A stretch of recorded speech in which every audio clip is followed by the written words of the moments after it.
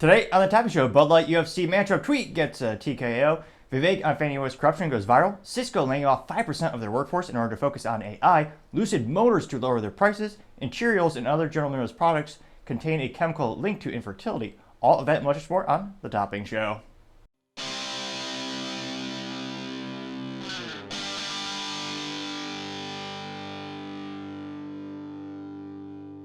Thank you everyone for taking the time to tune in today. Today's episode of Topping Show is proudly sponsored by Topping Technologies. Topping Technologies is an IT value-added reseller and services company with a special proficiency in IT security. Heck, I see their founder released twice today. Gotta say he's quite handsome and brilliant. He's me, you see, that's a joke. If you're an IT or business owner, reach the team at sales@toppingtechnologies.com. Also trying to get to 4,000 subscribers by the end of February, so if you could click that button, I would greatly appreciate it. Now, going over to the business part of the podcast, you have Cisco laying off 5% of their workforce in order to focus more on AI. Now, for consumers who might not work in IT or have barely ever heard of Cisco, they had a couple products at Walmart throughout the years. So that's how, anecdotally speaking, some of my family members know of the brand. But they're mainly known for their enterprise sales, especially networking. Some debate on if they invented it, but many would argue they perfected it and have well over 50% market share. So if you ever use the internet, probably should thank Cisco because there's a disproportionately high probability that you're using some of their infrastructure. So a lot of the switches. One of my favorite things to do is since again my IT day job, when I'm going on a customer site, I like to play I Spy, look at the ceiling and what kind of access point is in the ceiling. And most of those wireless access points, or WAPs, are usually branded with a Cisco logo and they look like a little square. Now, fascinatingly enough, I was surprised that the rap community is very interested in wireless access points as well. I believe it was Cardi B or Nicki Minaj or one of those gals. She made a whole song about wireless access points, which I was going to say, to be that enthusiastic about technology, pretty interesting and impressive. I mean, I love technology, but I haven't written any songs about it lately. But nevertheless, now Cisco, in terms of their total employee count, they have quite a few to say the least. And a lot of people debate how many resources do they really need when they have a default monopoly on the market. Cisco is brilliant in terms of they basically invented the certification for networking. So if you want to have a certification that says, hey, I can do this type of networking work, well, you're going to take a Cisco University class and get a Cisco certification. And that really laid the groundwork, in my belief, for one of the reasons they're so overwhelmingly popular is because so many people tie their careers and resumes to the Cisco certifications. Now, again, they're laying off 5% of their workforce, and that correlates to around 4,000 employees being let go. And again, or looks like specifically it's 4,250 if I want to get really precise. And they note that this will actually cost the company quite a bit to let them go. So they're saying between severance packages and benefits, the short-term cost is going to be, I can't believe this, $800 million to let go 4,250 employees, which begs the question, what's the average cost? Because and I know public schools, they're at all-time low in pretty much every metric. The ACT score is at a 32-year low, and yet teachers unions say we need to give them even more money and spend even more on them. But nevertheless, we're going to do a little bit of math here today. So let's see, that's $800 million. That's quite a lot of zeros. And then divide by 4,250 workers. And that will give us the cost per worker on average, which, again, this is doing some actually more value add than some public schools in the United States, believe it or not. Now that equates to $188,235.29 per user. Again, average. That is quite a lot. Now, when asked for comments, the Cisco CEO Chuck Robbins told investors, quote, "Our innovation sits at the center of an increasingly connected ecosystem and will play a critical role in our customers adopt AI and secure their organizations," unquote. Again, they have about 85,000 workers worldwide. And they actually recently decreased their revenue forecast, so they're not thinking it's going to be a good fiscal year as well. And they also just paid one of the largest tech acquisitions in history when they bought Splunk out for billions upon billions upon billions of dollars. I believe it's like, what was it, $27 billion or $28 billion for one of the largest SIM solutions on the planet. So they definitely need to cut their overhead costs, and they keep shifting more and more into software and AI, which makes sense. No tech company wants to be a hardware company, partially because hardware companies, again, you have to worry about manufacturing, you have to worry about the global economy in terms of what if one country is shut down because of a pandemic and you can't ship certain products. Well, that's going to hurt your fiscal books a lot more than if it's just software up in the cloud, again, that's Amazon's problem. That's their data centers. That's why everyone uses AWS. And they're building those out quite robustly, usually. So, and it's also traded at a higher multiplier if it's a publicly exchanged company. So every company wants to be a software company, whether they admit it or not. And we see this more and more with tech companies in general. They don't want to be hardware associated. They want to be software associated. So I'm not too surprised that they're having these cuts at Cisco. Now, interestingly enough, I don't think it's going to really hurt their sales too much because, again, Cisco, like many of these tech companies, has a hybrid sales approach. So they have a direct model for some of the largest clients, think Walmart, which, again, spoiler alert, go to Walmart, look up at the ceiling, you'll see a wireless access point with a Cisco logo on it because they won that business. Now, that's a direct account, so they sell Cisco sells directly to them, but a lot of their sales are indirect, where they use companies such as myself and other managed service providers, where we will buy it from a distributor and we will resell, install, service the product to the end user, mostly businesses. Well, for me, businesses in the greatest country, some debated state in the world, Texas. So I actually don't think this news of the job cuts will hurt their ability to hit their revenue marks for the year, even though they are decreasing their forecasts. I think it has more to do with the economy. Now, it's interesting to see, again, they're pushing more and more to AI. There's an unfathomable amount of value over AI, but there are also at times where every company says they're starting to do it, and I almost wonder how much of it is going to be like the dot-com crash or the dot-com bubble burst. Because, again, a lot of companies doing it. There will be, I think, similar to automotive, there'll be a couple of the big ones that have a majority market share, but when the cards fall, it'll be interesting to see how this ventures for Cisco. They do have a majority market share for networking, trying to get more into AI. I think long-term will probably be a good fit for them specifically, but it'll be interesting to see how the whole industry ventures later on. Other interesting business news, you have Lucid Motors to decrease the price of their entry-level EV by around $8,000. Now, Lucid Motors is known for making a luxury EV sedan, which to me, they all look the same, and I'm a gearhead. I usually notice the nuances and little differences between the trim levels. Lucid Motors, their most expensive one, the Lucid Sapphire XY Banana Falcon, pretty sure that's the trim level. It is the Lucid Air Blue Sapphire, something like that. It costs $249,000 before the government taxes it, so tack on a little extra money for that. And again, they look okay. I went, again, for $250,000, I want something with a stick shift. 3 pedals, as every vehicle should have by default. You have an infinite more amount of fun, and also won't break in 7 years when the battery's dead and that's the majority of the value of the vehicle. But I partially digress. Now, Lucid Motors, again, they're known for having the most expensive luxury brand for EVs, I would say, and they're slowly increasing their market share, but they're still losing money. Granted, the losses are lessening per vehicle, so they're moving in the right direction. And again, not financial advice. They're publicly traded. Their stock's been crashing or tumbling precipitously. To me, the silver lining is Saudi Arabia is one of the biggest backers of the company, and they basically print money for a living. In that country, if you look at what the leadership is saying, they want to move more into tech and EV. That's kind of what they see as the future in terms of their economy, and it shows with the type of incentives they're having for tech companies to actually open up regional headquarters in those areas. Now, going back to this comes to us thanks to TechCrunch.com. They note that specifically the rear-wheel drive version of the base model Lucid Air Pure will now start at $69,900, which previously was $77,400. Now they note that the more powerful Lucid Air Touring model, which offers all-wheel drive performance and roughly 50% more horsepower, will now start at $77,900, down from $85,900, and the all-wheel drive version of the Pure being discontinued. Oh no. All 5 prospective clients their hearts will be shattered. I mean, there's at least 5, maybe 6 people who really had their heart set on getting that specific trim level. They also know that even the Lucid Grand Air Touring, so they have the Grand Air, then they have Grand Air Touring. Again, I don't know who's in charge of their marketing, but nevertheless, the Grand Air Touring offers 500 miles of range. That looks like it's going to be starting at $109,900, down from $110,900. Woohoo! Look at that discount. I'm gonna go buy it right now. Said, I can't help. No one is thinking that. I guess that has to be more marketing than cost, because $1,000 to them is nothing. They're losing, $40,000+ per vehicle. But psychologically speaking, and it's a fascinating thing, especially you see it's in retail. There's a reason everything is priced at 99 cents, and perhaps I'm just sore and bitter because as a child, I had my heart set on getting an electric scooter back in the day, but my family couldn't afford it because, again, they were very expensive. It's a luxury thing. No one needs it. And then I saw on the cover a sharper image. It said in big bold font, electric scooter under $200. I'm like, oh my gosh, my family can finally afford this. Yes, yes. Maybe it'll be $20, maybe $30.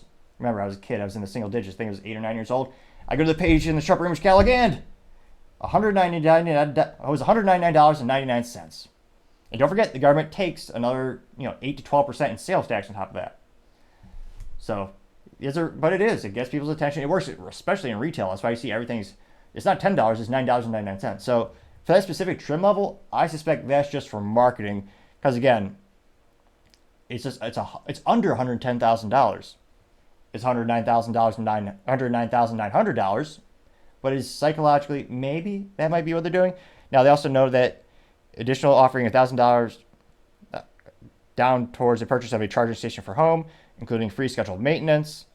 Now it looks like in terms of 2023 sales, last year's fiscal year sales, they delivered 6,001 cars, which again, they're ramping up production. It's taking time, obviously. Investors aren't happy these days. So it'll be interesting to see. They also note that the company's cars are not eligible for the $7,500 point of sale federal EV tax credit, though they do qualify for the leasing credit of the same amount. And Lucid CEO Peter Rawlinson, he had a really big compensation package thrown at him last year, so he's going to be around for quite some time. I mean, the incentive is there. And he noted that, quote, the company is struggling with marketing, which, yeah, because they look boring and all look the same.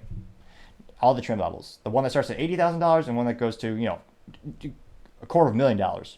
And people talk smack about the old Dodge Chrysler Challenger cars, but because again, they had one of the biggest spreads. It started at like $30,000 and went over to like over $100,000. But at least those, they put some effort into adding some additional air scoops and other things on the vehicle. They made them visually look different enough where I would say the average person could tell a little bit the Charger. Whereas these, no way most average consumers can tell differences. And again, that tax credit gives a lot of incentives because, again, your tax dollars are paying for it. So $7,500 doesn't qualify for that. So again, Lucid Motors, it also says, when it comes to the company struggling in marketing, the CEO, Peter, said, quote, too few people are aware of not just the car, but even the company, unquote. Yeah, that's true. I mean, I think my friends know it as being comically expensive for relatively low known brand name and debatable quality. There's been one or two interesting YouTubers and automotive articles that have covered the technology in the vehicle, but yeah, it's things aren't looking great over there. It's partially because Tesla already makes cars that are just as fast, maybe a fraction of a second slower. So, I mean, they're not really an industry leader in the speed department. Perhaps they have a little bit more leather and doodads thrown in the side to make it more of a luxury. That's the whole shtick they're going after, is a luxury brand. But again, I mean, personally, I can't conceivably think of a way or reason, or I would never buy a Lucid, but that's just me. I mean, I can't. Yeah, to me, it'd just be boring as hell. You only have so many times in your life where your heart is beating. You only have so many instances where you're holding the steering wheel of a vehicle. Why not have one with a soul and have 3 pedals and a manual transmission? Actually smile every time you punch the accelerator. But that's just me. I would be fascinated here. Would you pay, $89,000 plus for a Lucid Air, Sapphire, Banana, Falcon, whatever trim level you want? I'd be, as always, fascinated to hear what you have to say. Now, going over to the Culture Problem podcast, you have Light UFC Matchup that tweet is TKO. Bud Light is down, as usual. Now, this comes to us thanks to their ex-Twitter account, and they posted this a while back saying, quote, may these hashtag UFC 298 matchups be as cold as a beer in your fridge, unquote. Which, I was going to say, in terms of metrics, that was also pretty boring to say the least. They only got 11,700 views within 48 hours. So, again, had time to brew, pun moderately intended. So not a lot of people saw it for, again, a company with billions of dollars in resources at their disposal. I only got 47 likes. And not to brag, but in 2023, I had one video that got 90 likes one time. Not to brag. Well, perhaps just a bit. And this only got 14 comments, which is little to say the least. And of course, most of the comments are viscerally, as youth might say, roasting them. They're a lot of material to work with. So let's dive in and say what people are saying. And again, it's not a very persuasive advertisement either. It's not telling you to take a picture with the Bud Light like at your favorite UFC event or who's your favorite. It's not really interacting with the audience or prospective clients. Granted, I don't know how many prospective clients there really are for the product, but nevertheless. Now, again, one of the top comments comes from Just HB from CT. She says, sounds good to me. Now, no one liked that. Not even Bud Light. They did respond to her saying, a 10-10 Saturday? And someone did like the Bud Light response. Now, I'm just curious. So, Just HB, so she has 378 followers, joined in 2021, and she is mentally vacuous or stupid, or whatever you want to say. All of her tweets, they're just retweets for free crap. Especially the gift cards where, oh yeah, if you go to this, what is this? The hashtag BS Millions, where they say, we're sending $100 to one person who retweets this. So again, I can't help but think she's just in it. And she does repost for all the Bud Light, Budweiser, the stupid sporting show with the, Taylor, Kelsey, whatever those guys are. Or was it Pat McAfee? Whatever those guys are. But it's the one where he just gives away gift cards. And it gets people to retweet it. Again, I'm not sure how many people actually authentically care about the show, if they're just doing it for the the retweets or the gift cards. So the first comment on the Bud Light is someone who's mentally vacuous or a robot. The second one comes from Anita Moonzi, and she says, quote, I need beer in my fridge, but I'm broke. Help a Bud Light girl out. Bud Light did not respond to her. Ooh, she got cold-shouldered. And let's see how this. She seems mentally vacuous already. She has no money, but she wants to inebriate herself by drinking a Bud Light. Well, not only, granted, it's not prudent to inebriate yourself by drinking Bud Light in general, but if you don't have money and that's your priority, that says something about you as well. Go to her profile. She's been on X Twitter since 2021, so it's not new. She has 2,000 followers. And let's see. Retweeting for, what the heck is this?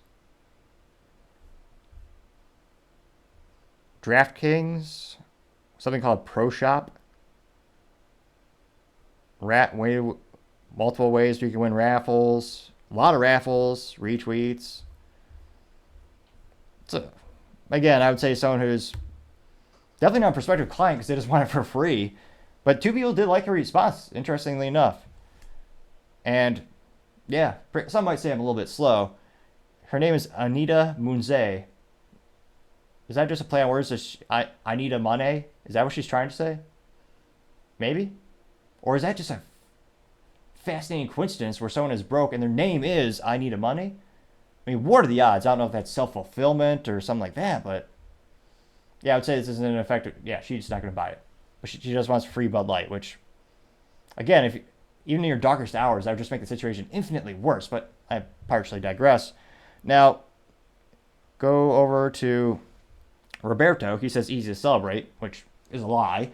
He just wants to hashtag for free stuff. He has 408 followers. Same thing with retweeting. No one liked him. Now, we're getting to those responses that actually has more than 0 or 2 likes.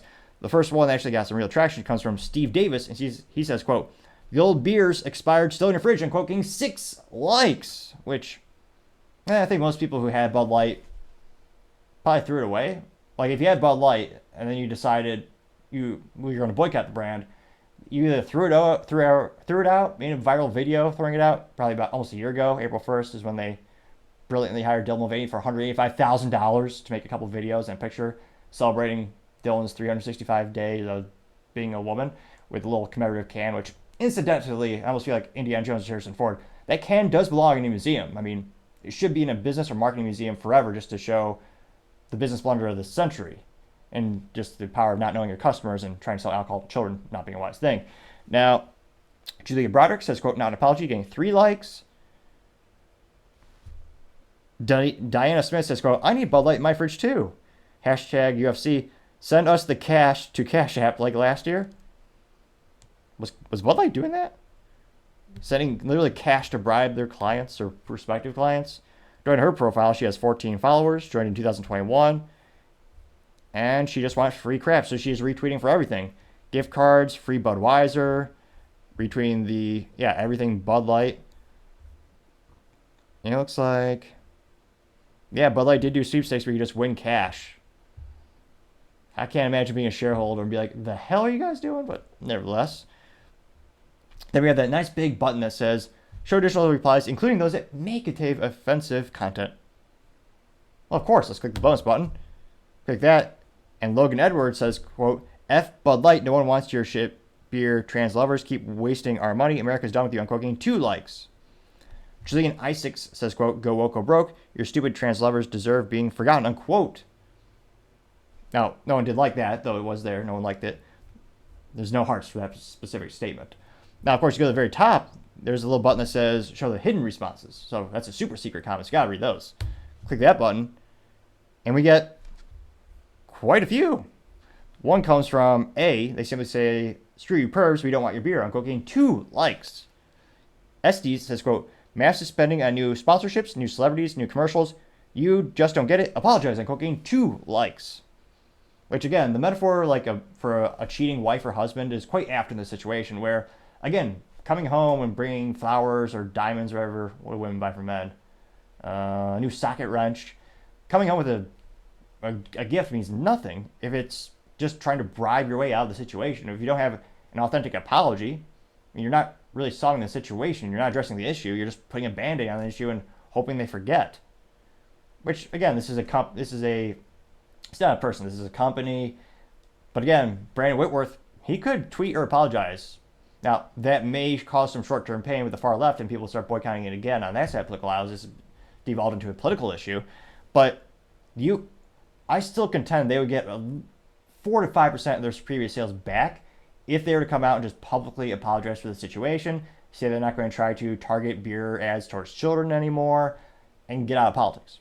Now, again, it's been almost a year. The odds of that happening are basically zero. Well, perhaps not zero. It's just 0.000000237, approximately. So I don't think we're realistically going to get an apology. Now, another comment comes from Mario. He says, quote, Bud, just letting you know, my boycott is still on. I used to consider myself one of your Bud Light core customers.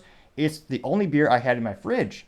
I know I'll get an apology as soon as hell freezes over, and that's the day me and my fellow boycotters might return. I'm getting 2 likes. Now, well, that's a pun. Okay, this person's name is Blow Biden, and they say, quote, replying to Bud Light, F Bud Light, F UFC, F Dana White, F Kid Rock, F Peyton Manning, F Post Malone, unquote. They did get 1 like. And those are all these celebrities who are either direct brand endorsement deals with Bud Light, or they've come out saying we should forgive Bud Light and you should buy their product again. So that's why this person is specifically calling out those specific people as well as entities in that specific post. And that did get 1 like.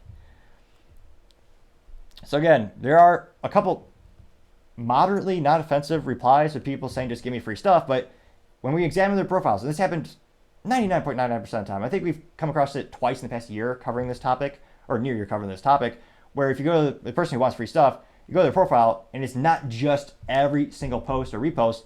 It's about gift cards or some crap you could win. It's only happened once or twice when it seems to be someone who authentically, and it usually is a sports balls fan, who they just love, I believe it's the Seattle Seahawks or Seagulls, whatever this team is, or they have this one gentleman who's really enthusiastic about that team, and you go to his profile, a lot of the pictures is actually him with the product. And Bud Light, they do have those brand endorsement deals with the sports balls teams. So they have their little logos plastered on a can, and it builds that type of loyalty. So we've seen that happen once or twice, but overwhelmingly, we see all these neutral or positive responses. They're not real. And again, this ad isn't really motivating you to go out and buy the product. It's not trying to build a relationship. It is calling out an event that they're sponsoring. So if you tune into that event, but they also didn't even do that right.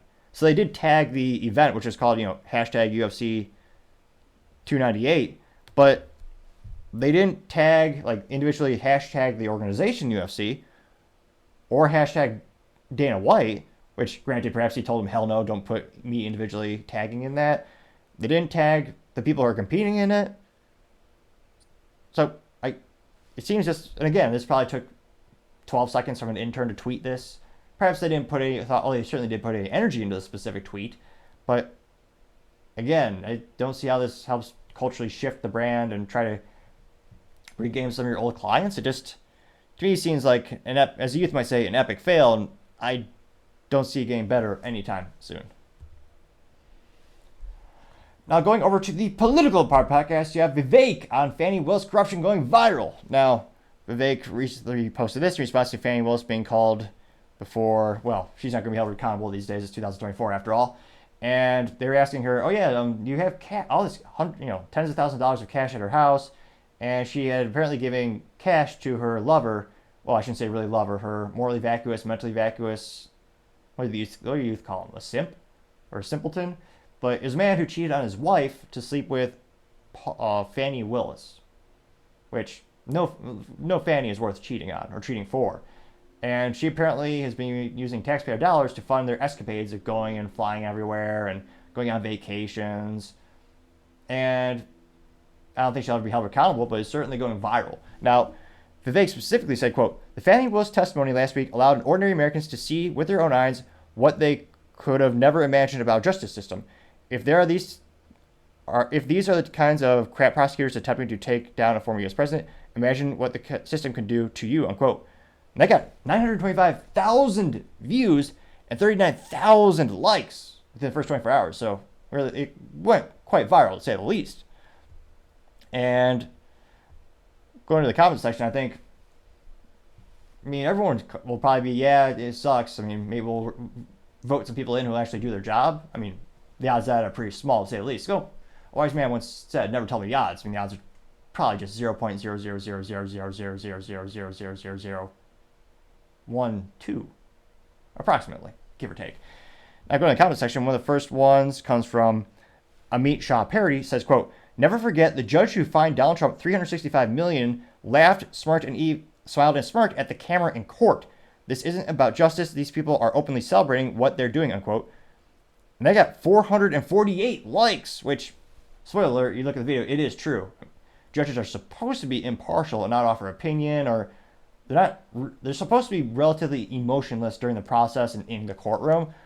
So to see that someone be so open with their political bias is pretty rare, and it used to be rarer in the past.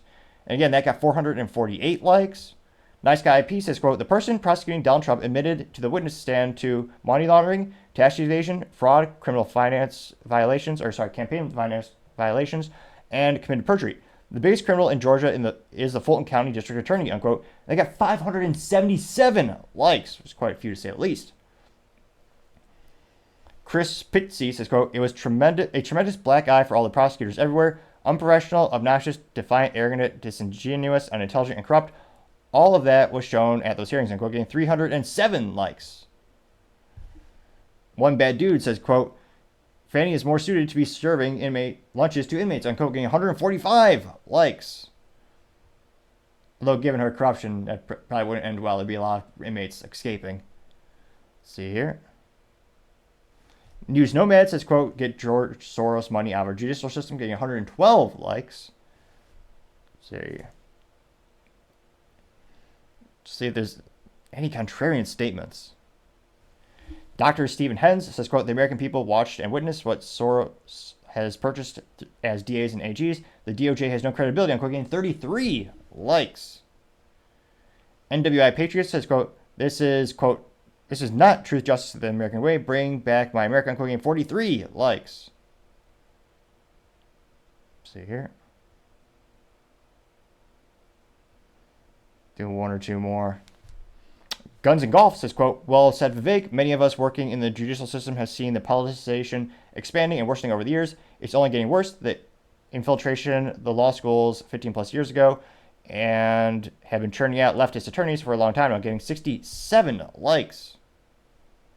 The Right Guy says, quote, "Last week they showed us what we already knew. This is nothing more than a corrupt justice system that favors one party over the other," unquote, getting 74 likes. It is fascinating to see the same crime and the same actions, only one side of the political aisle is actually being held accountable, which is quite concerning to say the least. Let's see. So it'll be interesting to see what the long-term ramifications are. Certainly just decreases any sentiment that that some Americans have in the judicial system. I'm sure it makes a lot of people extremely happy to see it working their way. But let me know in the comment section. As always, be fascinated to hear what you have to say. Now going over to the business blunder of the day, you have Cheerios containing an infertility chemical. They are, after all, not part of a balanced breakfast. Now this comes to us thanks to Fox 8, and they note that a chemical linked to infertility in animals is found in Cheerios and other oat-related products, aka pretty much a majority of things found in the breakfast aisle. It's not a monopoly, but if it's sugar or salty, most likely it's PepsiCo. They have all 60+% of the salty snack aisle when you look at the chip aisle, and with the breakfast aisle, spoiler alert, Quaker Oats, Frito-Lay, they're both owned by PepsiCo.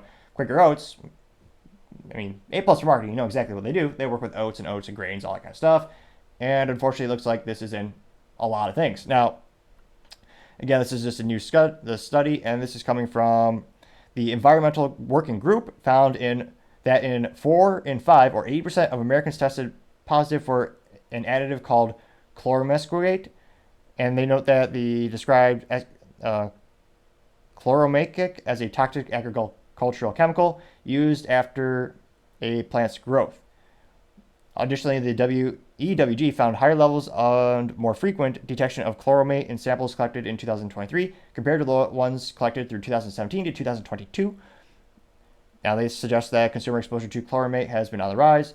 In 2017, chloromate was detected in 69% of study participants. The number increased to 74% between 2018 and 2022 and spiked to 90% in 2023.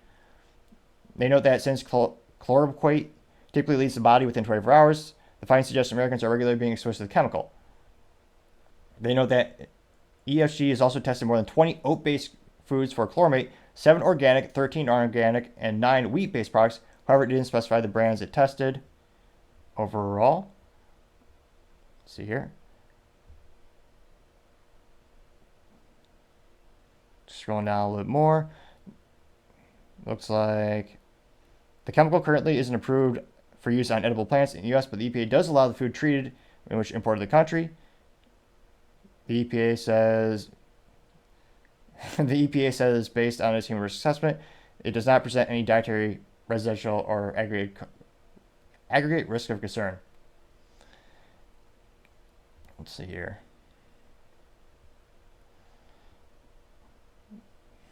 Now they say, however, EWG said that additional research is needed to investigate any possible health effects if possible. Because again, this is the chemical that is found in infertility in animals, and it's been found again in Cheerios, a couple others. It would be interesting to see, does the farming process change? I mean, granted, PepsiCo and General Mills, the owner of Cheerios and Quaker Oats, did not immediately respond to their comment for the request, but they said that their products adhere to all regulatory requirements, quote unquote. So again, so it sounds like some of the things that are imported for food in the United States, that is allowed to have the chemical on it. But it'll be interesting to see. I mean, hopefully they get this stuff figured out sooner rather than later. And just another fellow warning to be very careful about what you put into your body and what you eat. But again, having your product associated with those bad chemicals, which I tend to say more and more Americans are starting to tune into what they put in their body, or at least I hope they are. That is certainly the business blunder of the day. Thank you, everyone, again, for taking the time to tune in today. Again, I'm trying to get to 4,000 subscribers by the end of the month, so if you click that button, I greatly appreciate it. Also, leaving a thumbs up, thumbs down, or a comment. Great way to give me some additional feedback. Let me know how I can improve the show. Lastly, don't forget to take the time to tell your family, tell your friends, tell your coworkers, heck, tell your enemies, tell anyone and everyone. Just stay safe and fight the good fight.